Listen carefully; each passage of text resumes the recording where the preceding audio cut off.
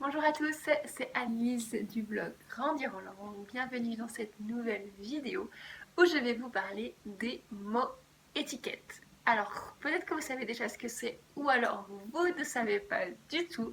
Dans tous les cas, je vais vous en parler. Alors, si vous êtes prêts, c'est parti!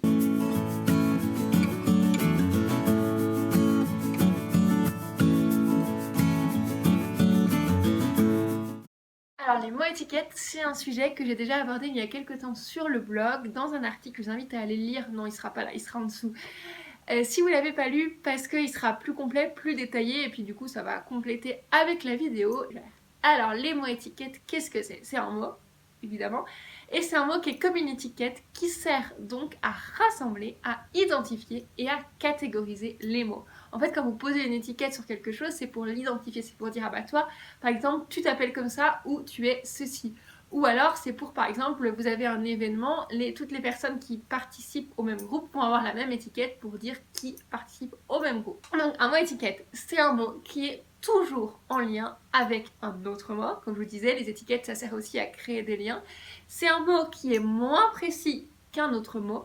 Et c'est un mot, en fait, tous les mots et tous les mots qui ont le même mot étiquette ont quelque chose en commun. Alors, je vais vous donner un exemple parce que pour l'instant, ça ne va pas être très clair. Tout simplement, le mot animal, c'est le mot étiquette pour loup, pour chien, pour vache, pour cochon. Le mot légumes, c'est le mot étiquette pour aubergine, pour haricot, pour courge, enfin bref, vous voyez ce que je veux dire. Donc en fait, c'est vraiment un mot qui rassemble et qui permet de catégoriser les mots. Alors les mots étiquettes, ça a plusieurs avantages. Ça permet, comme je vous le disais, de catégoriser. On range les mots qu'on apprend dans des catégories. Et quand on catégorise, ça rassure. Ça peut paraître bête, ça peut paraître un peu fou, mais savoir que une aubergine, une courge ou des haricots, ce sont des légumes, c'est quand même bien parce que c'est toujours comme ça permet de catégoriser. C'est quelque chose qui est fixe et savoir que par exemple un papillon ou une vache, ce sont des animaux. Voilà, c'est quelque chose qui rassure. Alors plus particulièrement pour les enfants qui sont en train d'acquérir les langages parce que ça permet de créer des liens.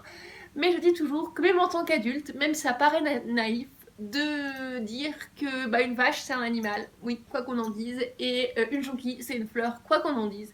C'est quelque chose de rassurant, parce que c'est des choses qui restent comme ça, quelle que soit l'évolution du monde et de nos vies, ça reste toujours comme ça. Donc les mots étiquettes et le fait de catégoriser, c'est quelque chose qui nous sert dans tous les domaines de la vie parce que ça crée des connexions dans notre cerveau. Quand vous voyez une fleur, vous connaissez pas votre nom, mais tout de suite votre cerveau va se dire ah c'est une fleur. Pareil si vous voyez un légume ou si vous voyez un vêtement, vous voyez un pantalon, ah vous savez que c'est un vêtement. Donc c'est super important. Et j'en viens à l'apprentissage des langues. Pourquoi c'est super important d'avoir recours aux mots étiquettes? Tout simplement parce que les mots étiquettes, donc on va prendre l'exemple de animal, de légumes ou de vêtements, ce sont les mots les plus courants. Et si vous connaissez les grands mots étiquettes d'une langue, vous avez déjà une grande masse de vocabulaire. Ensuite, plus ça vous permet énormément de vous exprimer. Si vous voulez parler d'une aubergine et que vous n'avez pas le mot aubergine, vous dites légumes, ça vous permet quand même déjà de dire quelque chose. Donc c'est ça qui est super important. Ensuite, ça vous donne une facilité pour apprendre le vocabulaire parce que comme je vous le disais, votre cerveau, il aime bien faire des connexions et il se raccroche toujours à des choses qu'il connaît. Donc si vous avez à apprendre le nom des légumes ou le nom des fleurs et que vous rattachez au mot fleurs, et ce sera plus facile parce que parfois il y a des noms de légumes ou des mots de fleurs, fort franchement, si on les croise pas tous les jours, on va pas forcément les retenir.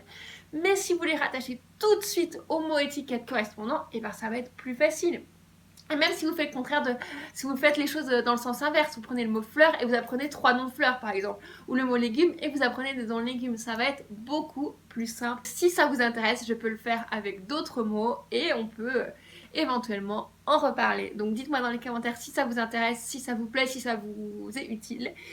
Et puis je verrai si j'en reparle plus longuement dans une autre vidéo par exemple. J'espère que cette vidéo vous a plu. Encore une fois, pensez à aller lire l'article qui est beaucoup plus détaillé si ça vous intéresse. Je vous mets également le défi par écrit dans l'article. Je vous retrouve en attendant très vite. Mettez un pouce vers le haut si ça vous plaît et abonnez-vous à ma chaîne, comme ça on sera toujours plus nombreux. Ce sera super cool et je vous dis à très vite. Surtout, prenez soin de vous. Ciao!